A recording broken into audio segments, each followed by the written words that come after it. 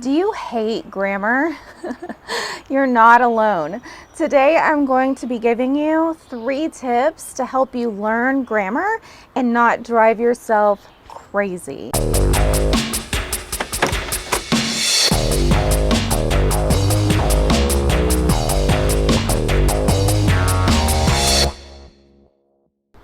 Hey guys, I'm Amy and welcome to English Between with Teacher Amy.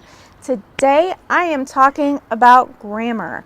Lately I've been receiving a lot of messages from people saying stuff like, I hate grammar, and is it important to learn grammar? So this is a really difficult topic for a lot of people, and it really can stress us out because grammar is sometimes it doesn't really make sense, and when it does, there are always exceptions.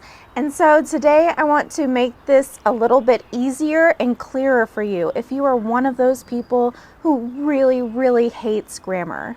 First, I want to answer this question once and for all, and that is grammar important? The answer is yeah. Lately, I've been reading this really important book to linguistics called The Language Instinct. And one thing that the writer has been talking about a lot is how language is an instinct. And guys, I promise this has to do with grammar. What he says is that basically, as children, we're just really good at creating grammar. It really comes when we're young. Grammar is an important and essential part of language.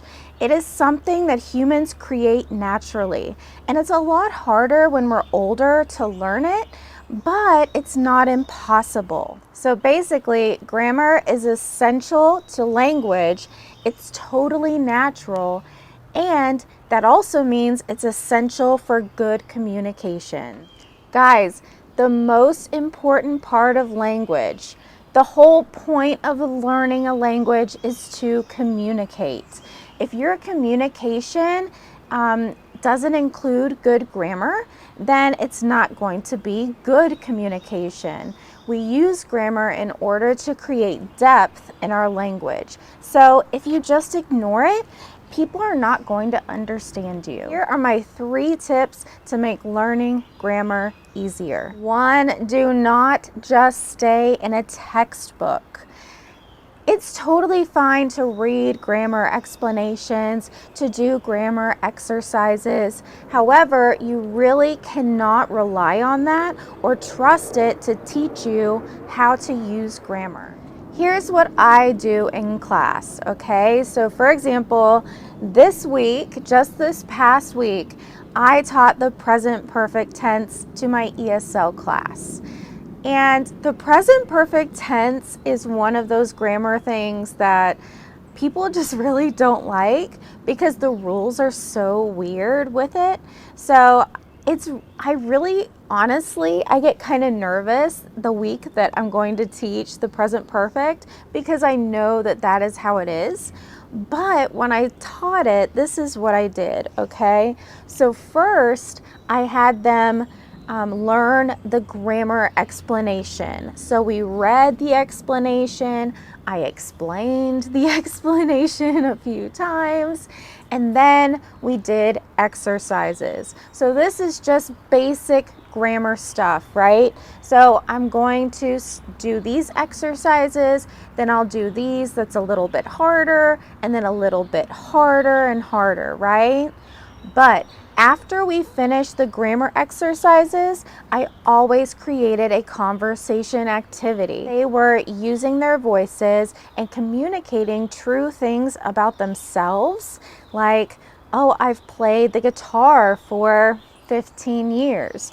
And so what happened was, yeah, they were learning the grammar, they understood the grammar, but then they were using it. So my advice to you is, when you're learning grammar, don't just stay in the book. Make sure you're talking using it, you're practicing those times when we use that tense, and that you're also finding it when you read. Which leads me to tip number 2. Find patterns when you're reading in English.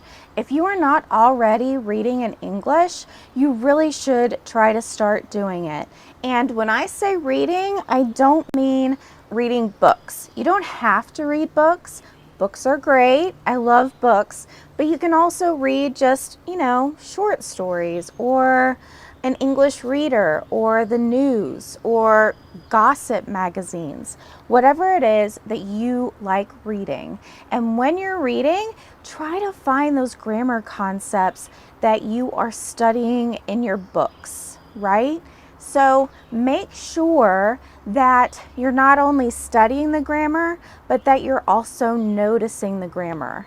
Having English down on a page when you're reading is very helpful because you can start seeing the patterns. And my third and final tip is, drum roll, find grammar explanations that make sense to you.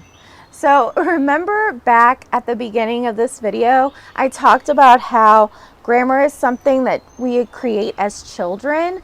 It's very elaborate and we do it very naturally. So one result of grammar being natural, a natural thing that we do without thinking, is that it doesn't really have rules. So the rules that we make for grammar, that we write for grammar, that you find in textbooks are the explanations that seem best to a person, right? To the writer. So, for example, the present perfect tense already existed, right? It doesn't even need writing. It doesn't need us to teach it. It just is there.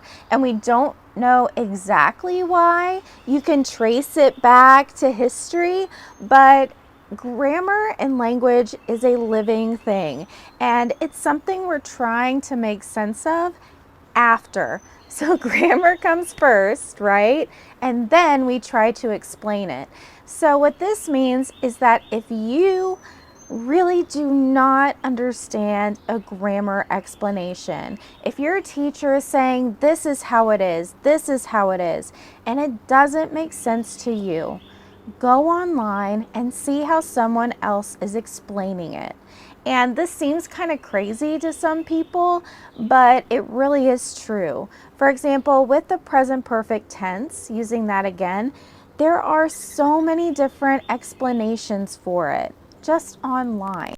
And I see people sending me explanations all the time, different ones that I've never seen. So I really think it's important that you not get frustrated and stressed out by a piece of grammar, an explanation of grammar. Really, just if it doesn't make sense to you, please just throw it away. Find something that does, that helps you get your grammar right. Thanks so much for joining me today. Don't forget to subscribe and turn on notifications so you don't miss a video. And you can always find me on Instagram, TikTok, and now HelloTalk. See you later.